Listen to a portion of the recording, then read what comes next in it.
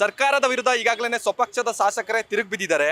ಸ್ವತಃ ನಮಗೂ ಅನುದಾನ ಇಲ್ಲ, ಎಲ್ಲ ಒಂದು ಕಡೆ ಭ್ರಷ್ಟಾಚಾರ ನಡೀತಿದೆ ಅಂತ ಸರ್ಕಾರದ ಶಾಸಕರೇ ಈಗಾಗಲೇ ಸರ್ಕಾರದ ವಿರುದ್ಧ ತಿರುಗಿ ಬಿದ್ದಿರುವಂಥದ್ದು. ಇಷ್ಟು ದಿನ ವಿಪಕ್ಷಗಳು ಸಾಕಷ್ಟು ಆರೋಪ ಮಾಡ್ತಾ ಇತ್ತು, ಪ್ರತಿಭಟನೆ ಮಾಡ್ತಾ ಇತ್ತು, ಟೀಕೆ ಮಾಡ್ತಾ ಇತ್ತು.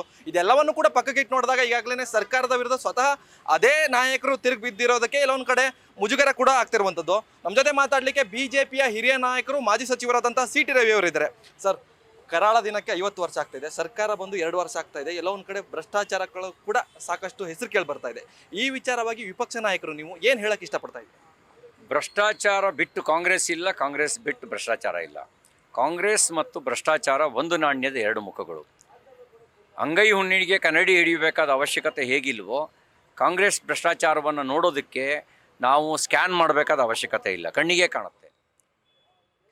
ನೀವು ಬಿ ಆರ್ ಪಾಟೀಲ್ರ ಹೇಳಿಕೆ ಅಷ್ಟು ಮಾತ್ರ ಅಂತಲ್ಲ, ನೀವು ಎಲ್ಲ ವಿಷಯದಲ್ಲೂ ಕಣ್ಣಿಗೆ ಕಾಣುತ್ತೆ.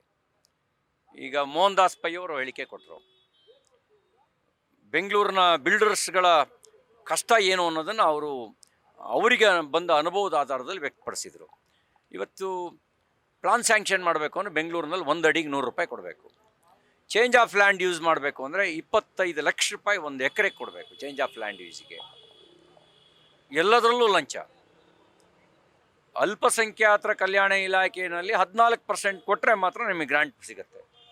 ಅಡ್ವಾನ್ಸು ಬಿಲ್ ಮಾಡಿಸ್ಕೊಳ್ಳೋಕೆ ಅದು ಸಪ್ರೇಟು, LOC ತಗೊಳಕ್ಕೆ ಅದು ಸಪ್ರೇಟು, ಕಾಮಗಾರಿ ತೊಗೊಳಕ್ಕೆ ಇದು 14% ದುಡ್ಡು ಕೊಡಬೇಕು. ಇದು ಪರಿಸ್ಥಿತಿ ಇರ್ತಕ್ಕಂಥದ್ದು. ಯಾವ ಇಲಾಖೆಯನ್ನು ಭ್ರಷ್ಟಾಚಾರ ಬಿಟ್ಟಿಲ್ಲ. ರಕ್ತ ಹೀರ್ತಾ ಇದ್ದಾರೆ ರೀ, ಜಿಗಣೆ ಆದರೆ ರಕ್ತ ಹೀರಿ ಕೆಳಗೆ ಬಿದ್ದೋಗ್ಬಿಡ್ತವೆ. ಇವರು ಹೀರ್ತಾನೆ ಇದ್ದಾರೆ, ವಿದ್ಯೆ ಹೋಗಲ್ಲ ಇವರು. ಸರ್, ಎಲ್ಲೊಂದು ಕಡೆ ರಾಜು ಕಾಗೆ ಅವರ ಹೇಳಿಕೆಗಳು ಕೂಡ ಎಲ್ಲೊಂದು ಕಡೆ ನಾನು ಕೂಡ ರಾಜೀನಾಮೆ ಕೊಡಬೇಕಂತ ಪರಿಸ್ಥಿತಿಗಳು ಬಂದಿದೆ ಅಂತ ಹೇಳ್ತಾ ಇದ್ದಾರೆ. ಮತ್ತೋರ್ವ ಶಾಸಕರು ನಮ್ಮ ಕ್ಷೇತ್ರದಲ್ಲಿ ಒಂದು ಕಲ್ಲು ಹಾಕಕ್ಕಾಗ್ತಾ ಇಲ್ಲ, ನಮ್ಮಲ್ಲಿ ಒಂದು ರೋಡ್ ಮಾಡೋಕ್ಕಾಗ್ತಾ ಇಲ್ಲ ಅಂತ ಒಂದಷ್ಟು ಅಳಲನ್ನ ತೊಡ್ಕೊತಾ ಇದ್ದಾರೆ. ಸರ್ಕಾರ ಮಾತ್ರ ಏನೂ ಇಲ್ಲ, ಎಲ್ಲ ಸರಿಯಾಗಿದೆ ಅಂತ ಹೇಳ್ತಾ ಇದೆ. ಬಹುತೇಕ ಶಾಸಕರ ಒಳಸಂಕಟ ಇದು. ಕೆಲವ್ರು ಬಾಯ್ಬಿಟ್ಟು ಹೇಳ್ತಾರೆ, ಕೆಲವ್ರು ಬಾಯ್ಬಿಟ್ಟು ಹೇಳಲ್ಲ. ಇದು ಒಳಸಂಕಟ ಬಹುತೇಕ ಶಾಸಕರದು. ಆಡಳಿತದ ಪಕ್ಷದ ಶಾಸಕರದೇ ಈ ಪರಿಪಾಠ ಆದರೆ ಇವನು ವಿಪಕ್ಷದ ಶಾಸಕರುಗಳ ಗತಿ ಇನ್ನೇನಿರ್ಬೋದು ಹೇಳಿ, ನೀವು ಯೋಚನೆ ಮಾಡಿ. ಆಡಳಿತ ಪಕ್ಷದ ಶಾಸಕರೇ ಈ ಪರಿತಾಪ ಪಡ್ತಾ ಇದ್ದಾರೆ ಅಂತ ಹೇಳಿದ್ರೆ, ಇನ್ನು ವಿಪಕ್ಷದ ಶಾಸಕರು ಅವ್ರುಗಳು ಹೇಳ್ಕೊಂಡ್ರೂ ಪ್ರಯೋಜನ ಇಲ್ಲ. ಗೋರ್ಕಲ್ಲ ಮೇಲೆ ಮಳೆ ಹೋಯ್ದಂತೆ ಸರ್ವಜ್ಞ. ಇದ್ರ ಮೇಲೆ CM ಬಿ ಆರ್ ಪಾಟೀಲ್ರನ್ನ ಕರೆದು ಮಾತಾಡ್ತೀನಿ, HK ಪಾಟೀಲ್ರನ್ನ ಕರೆದು ಮಾತಾಡ್ತೀನಿ, ರಾಜು ಕಾಗೆಯನ್ನು ಕರೆದು ಮಾತಾಡ್ತೀನಿ. ಅವ್ರೇನು ಲವ್ ಡಿಸಪ್. ಇದು ಭ್ರಷ್ಟಾಚಾರದ ಪ್ರಶ್ನೆ ಇದೆ. ಬಡವರಿಗೆ ಕೊಡೋ ಮನೆಯಲ್ಲಿ ಲೂಟಿ ಹೊಡೆದಿದ್ದಾರೆ. ಕರೆದು ಮಾತಾಡಿ ಭ್ರಷ್ಟಾಚಾರ ಮುಚ್ಚಾಕೋಕ್ಕಲ್ಲ.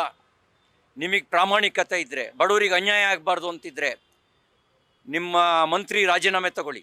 ಜಮೀರ್ ಅಹಮದನ್ ರಾಜೀನಾಮೆ ತಗೊಂಡು ಜುಡಿಷಿಯರಿ ಕಮಿಟಿ ಅಪಾಯಿಂಟ್ ಮಾಡಿ, ಸ್ವತಂತ್ರ ನ್ಯಾಯಾಧೀಶರ ನೇತೃತ್ವದಲ್ಲಿ ತನಿಖೆ ನಡೀಲಿ.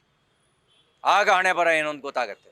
ನಿಮ್ಮ ಸರ್ಕಾರದ ಮೇಲೆ 40% ಕಮಿಷನ್ ಆರೋಪವನ್ನು ಮಾಡಿದ್ರು. ಈ ಸರ್ಕಾರದಲ್ಲಿ ಎಷ್ಟು % ಕಮಿಷನ್ ನಡೀತಾ ಇರ್ಬೋದು? ಕೆಲವೊಮ್ಮೆ 100% ಲೂಟಿ, ಇನ್ನು ಬಾಕಿ ಕಡೆಗಳಲ್ಲಿ 60% ದಾಟಿದೆ. ಇದು ನನ್ನ ಆರೋಪ ಅಲ್ಲ, ಗುತ್ತಿಗೆದಾರರ ಆರೋಪ. ನಾನು ಆರೋಪ ಮಾಡಿದ್ರೆ ನಾನೊಬ್ಬ BJPಯವನು, ಇವರಿಗೆಲ್ಲ ಹೊಟ್ಟೆ ಕಿಚ್ಚು, ನಮ್ಮ ಮೇಲೆ ದ್ವೇಷದಿಂದ ಸುಳ್ಳು ಆರೋಪ ಮಾಡ್ತಾರೆ ಅಂತ ಹೇಳ್ತಾರಲ್ಲ, ಗುತ್ತಿಗೆದಾರರು ಮಾಡಿರೋ ಆರೋಪ ಈ ಸರ್ಕಾರದಲ್ಲಿ 60% ದಾಟಿದೆ ಅಂತ ಗುತ್ತಿಗೆದಾರರ ಆರೋಪ.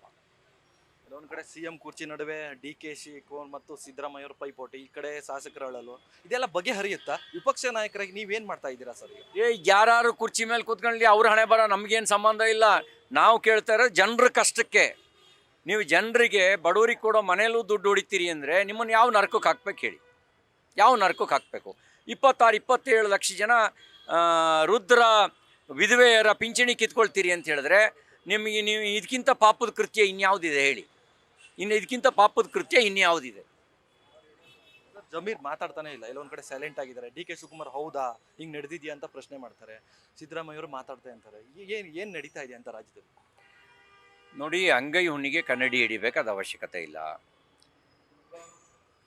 ಅದರ ಕರ್ಮಕಾಂಡವನ್ನು ಆಡಳಿತ ಪಕ್ಷದ ಶಾಸಕರೇ ಬಿಚ್ಚಿಟ್ಟಿದ್ದಾರೆ. ಇದಕ್ಕಿನ್ನೇನು ಹೇಳಿಲ್ವ ಅವರು? ನಾನು ಧೈರ್ಯವಾಗಿ ಹೇಳ್ತೀನಿ, ನಾನು CM ಕರೆದ್ರು ಅಷ್ಟೇ, ಯಾರು ಕರೆದ್ರು ಅಷ್ಟೇ, ನೇರವಾಗಿ ಹೇಳ್ತೀನಿ ಅಂತ ಹೇಳಿದಾರಲ್ಲ, ಇನ್ನೇನು ಬೇಕು? ತುರ್ತು ಪರಿಸ್ಥಿತಿ ಇಲ್ಲೂ ಇದೆ ಅನ್ಸುತ್ತಾ? ತುರ್ತು ಪರಿಸ್ಥಿತಿ ಮನಸ್ಥಿತಿಯಿಂದ ಹೊರಗೆ ಕಾಂಗ್ರೆಸ್ ಬಂದಿಲ್ಲ.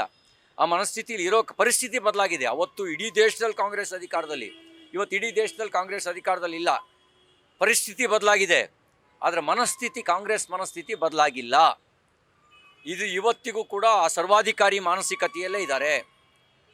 ಅವರಿಗೆ ಸಂವಿಧಾನಕ್ಕೆ ಗೌರವ ಕೊಟ್ಟು ಗೊತ್ತಿಲ್ಲ, ಪ್ರಜಾಪ್ರಭುತ್ವದ ಮೌಲ್ಯಗಳ ಬಗ್ಗೆ ಅವರಿಗೆ ನಂಬಿಕೆ ಇಲ್ಲ. ಆ ಕಾರಣಕ್ಕೇ ಒಬ್ಬ ವಿಧಾನ ಪರಿಷತ್ ಶಾಸಕನಾಗಿದ್ದ ನನ್ನ ಮೇಲೆ ಬೆಳಗಾಂನಲ್ಲಿ ದೌರ್ಜನ್ಯ ನಡೆಸಿದರು. ಮಧ್ಯರಾತ್ರಿನಲ್ಲಿ ನಮ್ಮ ಮಂಗಳೂರಿನ ಕಾರ್ಯಕರ್ತರ ಮನೆಗೆ ನುಗ್ಗೋ ಕೆಲಸ ಮಾಡಿದ್ರು. ಚಕ್ರವರ್ತಿ ಸೂಲಿಬೆಲೆಗೆ ಭಾಷಣನೇ ಮಾಡಬಾರ್ದು ಅಂತ ನಿರ್ಬಂಧ ಇರ್ತಾರೆ. ಶ್ರೀಕಾಂತ್ ಶೆಟ್ಟಿಗೆ 3 ದಿನ ಎಂಥದ್ದು ಬಾಗಲಕೋಟೆ ಪ್ರವೇಶ ಮಾಡಬಾರ್ದು ಅಂತ ನಿರ್ಬಂಧ ಇರ್ತಾರೆ. ಇವೆಲ್ಲ ತುರ್ತು ಪರಿಸ್ಥಿತಿ ಕಾಲದಲ್ಲಿ ಅಧಿಕೃತವಾಗಿ ನಡೀತಾ ಇದ್ದು, ಈಗ ಅನಧಿಕೃತವಾಗಿ ಅನಧಿಕೃತ ತುರ್ತು ಪರಿಸ್ಥಿತಿ ಹೇರಿ ನಡೆಸ್ತಾ ಇದ್ದಾರೆ. ಕೊನೆ ಪ್ರಶ್ನೆ ಸರ್, ತಾವು ವಿಪಕ್ಷ ನಾಯಕರು ಕುಮಾರಸ್ವಾಮಿ ಅವರು ಒಂದು ಅಸಮಾಧಾನ ವ್ಯಕ್ತಪಡಿಸಿದ್ರು.